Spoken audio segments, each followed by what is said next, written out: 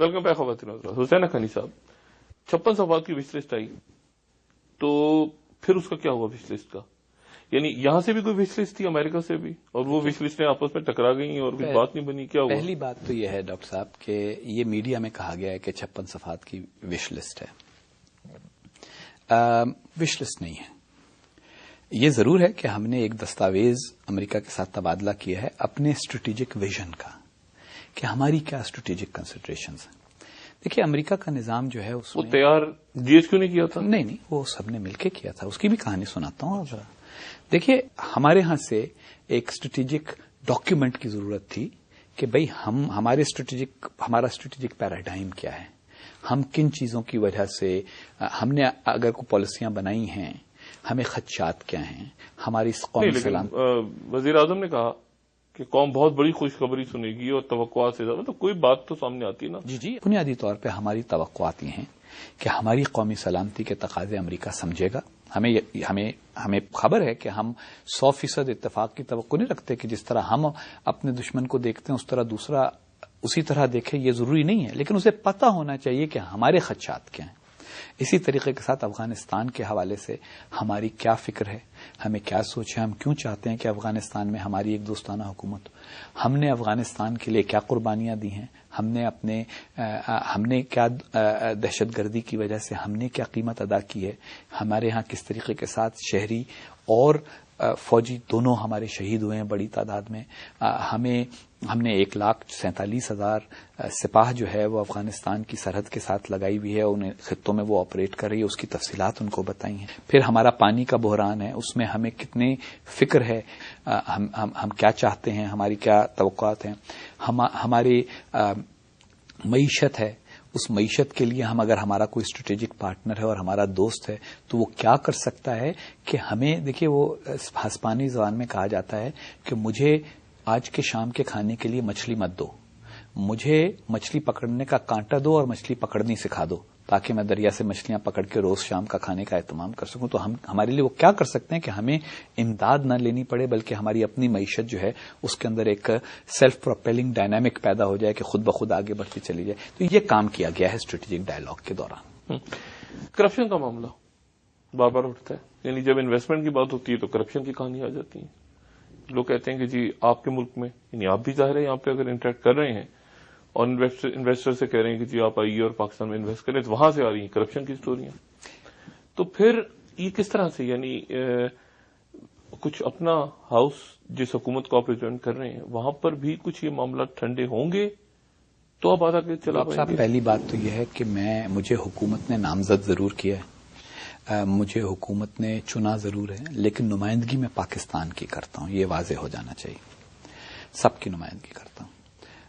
اور معاملہ جو کرپشن کا ہے اس کے اوپر بھی میں یہ عرض کروں گا کہ کرپشن کا بہت سارا تعلق جو ہوتا ہے وہ ایک معاشرے کے کلچر سے ہوتا ہے, صرف حکومت سے نہیں ہوتا. مطلب کرپشن کی کہانی ہم نے ہر حکومت کے دور میں سنی ہے, کسی کے دور میں زیادہ سنی ہے, کسی کے دور میں کم سنی ہے, کسی کے دور میں سچی سنی ہے, کسی کے دور میں مبالغہ آمیز سنی ہے.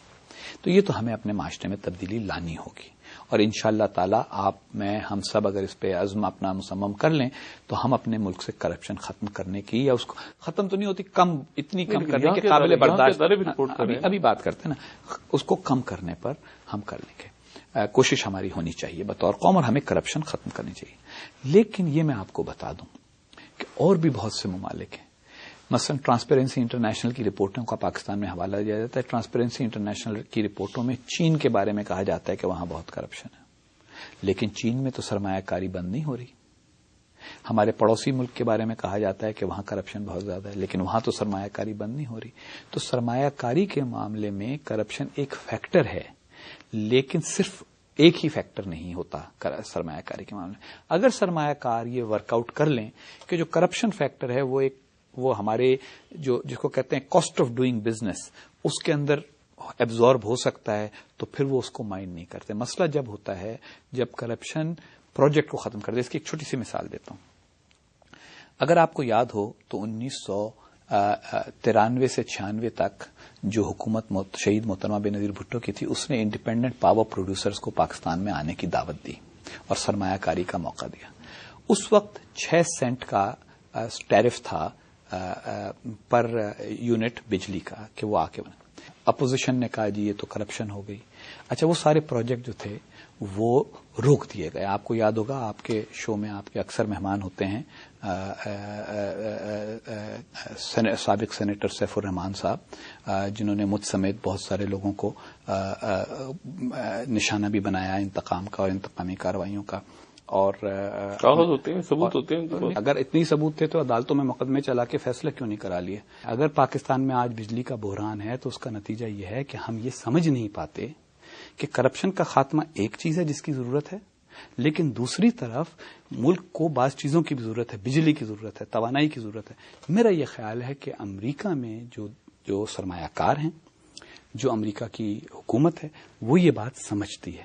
تو وہ اصل ان کا موقف یہ رہا ہے کہ کیا سرمایہ کاری کو تحفظ حاصل ہو سکے گا.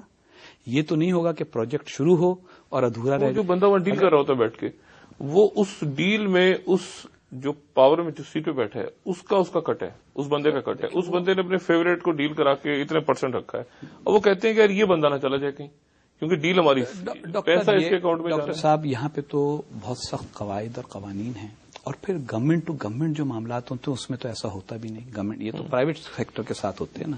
لیکن میرا یہ کہنا ہے کہ اگر ہمیں واقعی غور کرنا ہے تو ہمیں بعض چیزوں کے, ان کو کہتے ہیں ٹریڈ آفس, غور کرنا ہوگا کہ بجلی کا بحران حل کرنے کا ایک ہی طریقہ ہے کہ میسو انویسٹمنٹ ہو, بجلی پیدا کرنا. اب اس میں کوئی نہ کوئی ادھر ادھر گڑبڑ بھی ہوگی, یہ میں نہیں کہتا. دعا تو یہ کرنی چاہیے, خواہش یہ کرنی چاہیے, اچھا نظام کا تقاضا یہ کہ کوئی گڑبڑ نہ ہو. لیکن اگر ہو بھی جائے, اسی لیے میں نے چین کی مثال دی. اصل بات یہ ہے کہ وہاں چین کی قیادت فیصلہ کر چکی ہے کہ ہم نے اپنا انفراسٹرکچر بنانا ہی بنانا ہے, ہم نے ایک دنیا کی بڑی معاشی طاقت بننا ہے, اور ہم نے چند سالوں کے اندر اندر دنیا کی دوسری سب سے بڑی اقتصادی قوت بن جانا ہے. جب انہوں نے یہ فیصلہ کر لیا تو انہوں نے کہا کہ ہاں یہ بھی ہوگا, یہ غلط بات ہے. اصل مسئلہ سارا یہ ہوتا ہے کہ جو جس کو کہتے ہیں نا ایک کلیریکل اپروچ ہے اکانومی کے بارے میں کہ جی کرپشن, بالکل کرپشن غلط چیز ہے, لیکن ایک بگ پکچر اکانومی کی انڈرسٹینڈنگ ہونی چاہیے, جو میرا یہ خیال ہے کہ اسٹریٹجک ڈائلاگ میں پیدا ہوئی ہے امریکنوں کے ساتھ, کہ ہم کوشش کریں گے اپنے ہاں معاملات کو بہتر کرنے کی, ٹرانسپیرنٹ کرنے کی, شفاف کرنے کی, لیکن آپ ہمارے ہاں سرمایہ کاری کا فلو برقرار رکھیں تاکہ ہمارے ہاں توانائی کا بحران حل ہو سکے. تو اس کے نتیجے میں ہماری گاڑی بہتر طور پہ چل سکے گی, ہماری پورٹس جو ہیں وہ افیکٹو ہوں گی, تو وہاں سے یعنی برآمدات اور درآمدات دونوں میں اضافہ ہو سکے. ایک وقفہ خواتین و حضرات, اور وقفے کے بعد میں حسین حقانی صاحب سے یہ پوچھوں گا. آپ نے کہا کہ آپ حکومت کے نہیں پاکستان کے نمائندے ہیں, لیکن ہوتا یہ ہے بعض شخصیات کے ساتھ, یہ بعض ہمارے جیسے آپ کا بھی اس میں نام آتا ہے کہ چونکہ آپ اس حکومت کی وجہ سے ہیں, یعنی یہ حکومت اگر ہلتی ہے تو فوراً شور میں جاتا ہے حسین حقانی صاحب جا رہے ہیں, اور حکومت اگر مستحکم ہو جاتی ہے تو یہ کیا ہے؟ آپ نمائندے پاکستان کے ہیں, لیکن یہ کیا ہے کہ جی ادھر ٹرموائل آتا ہے تو کچھ ہمارے جو سفیر ہیں, آپ ہیں یا واجی شمس الحسن ہیں, اور جن کو پولیٹیکل اپوائنٹی کہا جاتا ہے, تو اس کی وجہ سے تو ہمارے تعلقات متاثر نہیں ہوتے ممالک کے کہ جی پوائنٹ مین کون ہے, اور وہاں اگر اسٹیبلٹی ہے نہیں ہے تو اس سے تعلقات کا سب. ایک وقفے کے بعد خواتین حضرات دوبارہ حاضر ہوتا ہوں.